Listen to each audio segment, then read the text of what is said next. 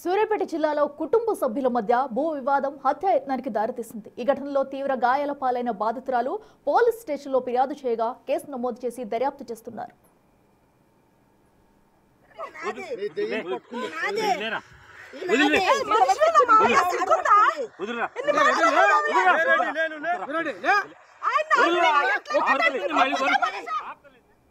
సూర్యాపేట జిల్లాలో బరాఖతగూడెం గ్రామానికి చెందిన కళావతికి ఒక కొడుకు కూతురు ఉన్నారు. కొడుకు ఉపేందర్ రెడ్డికి కూతురు జ్యోతికి కొంతకాలంగా భూ వివాదం నడుస్తుంది. దీంతో రెండు కుటుంబాల మధ్య తగాదాలు కూడా జరిగాయి. తల్లి కళావతి కొడుకు ఉపేందర్ రెడ్డి దగ్గర ఉంటుంది. జ్యోతికి బరాఖతగూడెం గ్రామంలో వ్యవసాయ భూమి ఉండగా ఆ పొలంను అదే గ్రామానికి చెందిన వారికి కౌలుకిచ్చారు.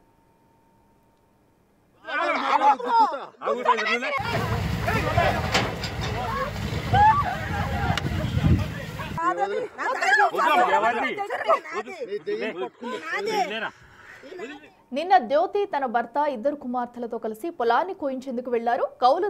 కౌలుదారి ద్వారా వరి కోత యంత్రాన్ని తీసుకుని పొలం వద్దకు వెళ్లారు. ఇంతలో ఆమె తల్లి కళావతి తమ్ముడు ఉపేందర్ రెడ్డిలు అక్కడికి చేరుకున్నారు.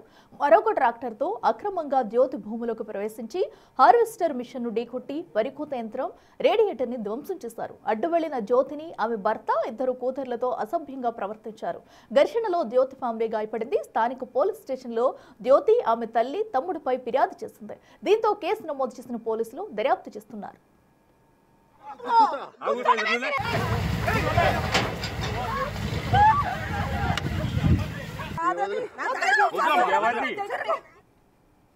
మరింత సమాచారం మా ప్రతినిధి రమేష్ లైవ్ లో అందిస్తారు. రమేష్, చెప్పండి, భూ వివాదం కారణంగా సొంత కుటుంబంలోనే గొడవలు వచ్చి కూడా ఘర్షణ వాతావరణం చోటు చేసుకున్నట్టయితే తెలుస్తుంది. సో ప్రస్తుతం ఆ జ్యోతి ఆమె పరిస్థితి ఎలా ఉంది? అసలు ఈ భూ వివాదం ఎన్ని రోజులుగా కొనసాగుతుంది?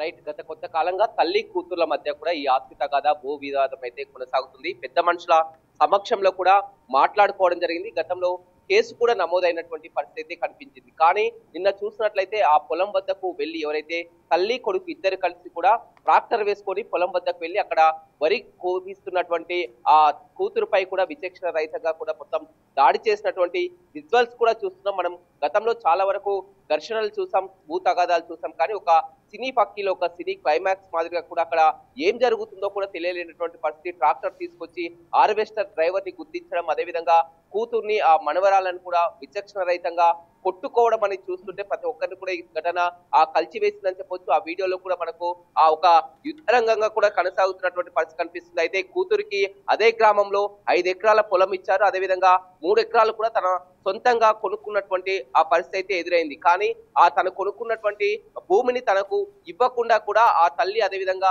సోదరుడు ఇద్దరు కూడా అడ్డుపడడం జరిగింది. గతంలో కూడా పెద్ద మనుషుల సమక్షంలో కూడా కూర్చొని మాట్లాడుకోవడం జరిగింది. కేసు కూడా నమోదు చేయడం జరిగింది. కానీ నిన్న ఇక్కడ వరి కోసే సమయంలో కూడా వారు ట్రాక్టర్ వేసుకొని రావడం, పెట్రోల్ తీసుకొని వచ్చి హార్వెస్టర్ పై పోవడం, డ్రైవర్ ని కొట్టడం, అదేవిధంగా తల్లిపై అదేవిధంగా ఆ వీరిపై కూడా దాడి చేయడం అనేది కూడా మొత్తం ఆ విజువల్స్ కూడా మనం వీడియోస్ చూస్తే గతంలో ఎప్పుడు కూడా ఇలాంటి ఘర్షణలు చోటు చేసుకోలేదు. ఒక గ్రామంలో గతంలో పంచాయతీలు జరిగినప్పుడు కూడా గెట్టు పంచాయతీలు పక్క వాళ్ళతో కూడా పంచాయతీలు అవేది. కానీ ఏకంగా తల్లి కూతుర్ల మధ్య పంచాయతీ అనేది ఎప్పుడు కూడా చూడనటువంటి పరిస్థితి కనిపిస్తుంది. కొడుకును తీసుకొని వచ్చి ఆ కూతురుతో ఈ విధంగా కూతుర్ని మనవరాలను కూడా విచక్షణ రహితంగా కొట్టి దాడి చేసినటువంటి పరిస్థితి కనిపించింది. పోలీసులు కూడా కేసు నమోదు చేసుకోవడం జరిగింది. అయితే పోలీసులు కేసు నమోదు చేసుకున్నా కానీ కేవలం వారిని పిలిపించి వదిలిపెట్టారే కానీ వారిపై చర్యలు తీసుకోలేదని చెప్తున్నారు. ఆమెకు అయినటువంటి గాయాలను కూడా మీడియాకు చూపిస్తూ కూడా ఆ జ్యోతి మొరపెట్టుకున్నటువంటి పరిస్థితి అయితే కనపడుతుంది. రమేష్, అయితే దీనికి సంబంధించి కూడా ఇప్పుడు పోలీసులకి ఏమైనా కంప్లైంట్ చేస్తారా? సో ఎందుకంటే ఇంతకు ముందు నుంచి కూడా ఈ గొడవ జరుగుతున్నా కూడా ఇప్పటి వరకు క్లియర్ కాలేదనేది కూడా అర్థమవుతుంది. మరి దీనిపై ఇప్పుడు సెటిల్ చేసుకునేందుకు పోలీసులను ఆశ్రయించారు. పోలీసులు గతంలోనే వీటిపై కూడా ఎఫ్ఐఆర్ కూడా నమోదు కావడం జరిగింది. అప్పటి నుంచి పంచాయతీ కొనసాగుతూనే ఉంది. కానీ నిన్న వారు ఆ కేసు నమోదై పంచాయతీ కొనసాగుతున్నటువంటి సమయంలోనే ఈ విధంగా తల్లి కొడుకు ట్రాక్టర్ వేసుకొని వెళ్లడం, వారిని అడ్డగించడం, పెట్రోల్ తీసుకొని వెళ్లి వాటిపై పోయడం, అదేవిధంగా వారిపై దాడి చేయడం, ఈ విజువల్స్ వీడియోస్ అన్ని కూడా మళ్ళీ పోలీస్ స్టేషన్ లో ఫిర్యాదు చేయడం జరిగింది. చూపించింది పోలీసులు కూడా ఆ తల్లి కొడుకును పిలిపించడం జరిగింది. కేసు నమోదు చేశారు, కానీ వారిని వెంటనే వదిలివేశారు. వారిపై చర్యలు తీసుకోవడం లేదని కూడా కూతురు చెప్తున్నటువంటి పరిస్థితి కనిపిస్తుంది. తనకు ప్రాణహాని ఉంది, ఎప్పుడైనా కానీ దాడి చేయొచ్చు అని కూడా మొరపెట్టుకున్నటువంటి పరిస్థితి కనిపిస్తుంది. తను ఇచ్చినటువంటి 5 ఎకరాలతో పాటు సొంతంగా 3.5 ఎకరాలను కూడా తాను కొనుక్కున్నాను, అందుకు సంబంధించినటువంటి గతంలో ఇచ్చినటువంటి డబ్బులు కూడా 3 లక్షల నగదు కూడా తీసుకెళ్లి ఇచ్చినాను, అప్పుడు అమ్మ ఒప్పుకుంది, కానీ ఇప్పుడు ఆ కొడుకు ఒప్పుకోవడం లేదని, తన సోదరుడు ఒప్పుకోవడం లేదని విధంగా వచ్చి తమపై దాడి చేయబోయారు, చంపబోయారు. మొత్తం కూడా ఆ విజువల్స్, ఆ వీడియోస్ కూడా పోలీసులకు అందించినటువంటి పరిస్థితి కనిపిస్తుంది. ఏకంగా ట్రాక్టర్ తోటి గుద్ది చంపేందుకు కూడా ప్రయత్నం చేయడం జరిగింది. పెట్రోల్ తీసుకొని రావడం జరిగింది. తనను, తన పిల్లల్ని, తన భర్తను కూడా విచక్షణ రహితంగా కొట్టి దాడి చేయడం జరిగింది. పోలీసులు రక్షణ కల్పించాలి, కేసు నమోదు చేయాలని కూడా గతంలో కూడా కేసు నమోదైంది, మొరపెట్టుకున్నాం. పెద్ద మనుషుల సమక్షంలో కూడా పంచాయతీ నడుస్తున్నా కానీ ఈ విధంగా వచ్చి దాడి చేయడం ఏంటంటే కూడా జ్యోతి బిగ్ టీవీతో చెప్తూ కూడా కన్నీరు పెట్టుకున్నటువంటి పరిస్థితి అయితే కనపడుతుంది. Right Ramesh, thank you. 96లో పెళ్ళైంది. వాళ్ళు నాకు 5 ఎకరాలు కట్నం ఇచ్చారు. ఆ తర్వాత ఆ ఊర్లో 3 ఎకరాలన్నర నేను కొనుక్కున్నాను, వేరే వాళ్ళ దగ్గర నుంచి, ఉప్పుల పూలమ్మ గారి దగ్గర నుంచి కొనుక్కున్నాను. అది నా భూమి అని చెప్పేసి నా భూమి మీదకి వచ్చేసి నన్ను ఒకసారి నా పొలం మొత్తం రౌండ్ అప్ కొట్టేసి స్టార్టర్లు బిక్కొని పోయి మోటార్లు కాల్ చేసి, ఇప్పుడు అవన్నీ అలాగే ఉన్నాయి, పైప్ లైన్లు అన్ని పగలగొట్టేసి ఇలా చేసేసారు. నేను ఆల్రెడీ నన్ను బొబ్బా కోటరెడ్డి గారి దగ్గర పంచాయతీ అని పెట్టేసి పిలిస్తే నన్ను కొట్టారు. కోడా టౌన్ పోలీస్ స్టేషన్ లో 215/2025 కేసు అయింది, ఎఫ్ఐఆర్ అయింది. ఎఫ్ఐఆర్ అయినాక ఊళ్ళో వాళ్ళందరూ బతిలాడి, మీ తమ్ముడు కదా గవర్నమెంట్ జాబ్ పోయిద్ది, అది ఇది ప్రాబ్లం అవుతుంది అని చెప్తే నేను ఆ కేసు వెనక్కి తీసుకోవడం జరిగింది లోక్ అదాలత్ లో. తర్వాతకి మళ్ళీ మొన్న వచ్చి కోటిరెడ్డి గారు, లక్ష్మారెడ్డి రెడ్డి గారి దగ్గర పంచాయతీ అయిపోయింది. 7 తులాల బంగారం, 7 లక్షల రూపాయలు, 2 తులాల బంగారం ఇచ్చాను. అంతకుముందు నాకు వడ్లయ్యి 5,36,000 ఉన్నాయి. సిఐ గారి సమక్షంలో కూడా పంచాయతీ అయింది, ఆ రోజు కాలేదు. ఆ నుంచి మళ్ళీ ఇక్కడికి వచ్చి కూర్చోబెట్టి ఖాళీ సామెలు కూర్చోబెట్టి చేయించారు. అది 8వ నెలలో జరిగింది. నేను డబ్బులు ఇవ్వడం కొంచెం లేట్ అయింది, నా కాళ్ళు లేని పరిస్థితులలో. మొన్న పోయి ఇచ్చాను, కార్తీక సోమవారం 3వ సోమవారం రోజు పోయి ఇచ్చాను, తీసుకోలేదు. ఆ రోజు నైటు మా కొడుకుని అడిగి వచ్చేసి తీసుకుంటా అని చెప్పి తెల్లారి పొద్దున 8:30కి వాకింగ్కి వెళ్ళి వచ్చిన టైంలో తీసుకొని వాళ్ళ ఇంట్లో నుంచి తీసుకొని వెళ్ళింది, ఒప్పుకుంటున్నా అని.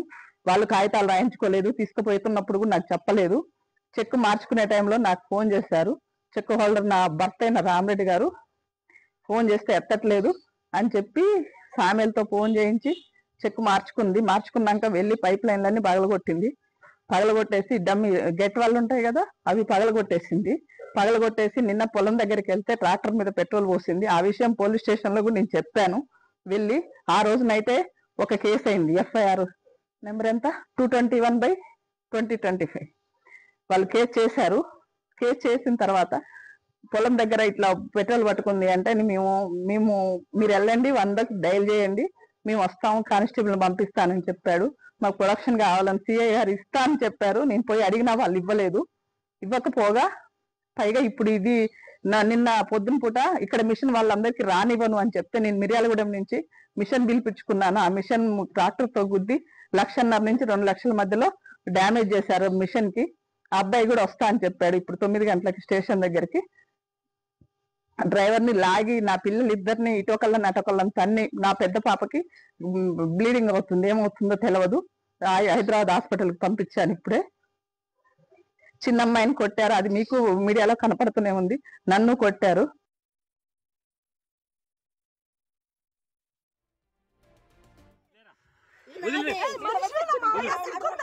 వదిలే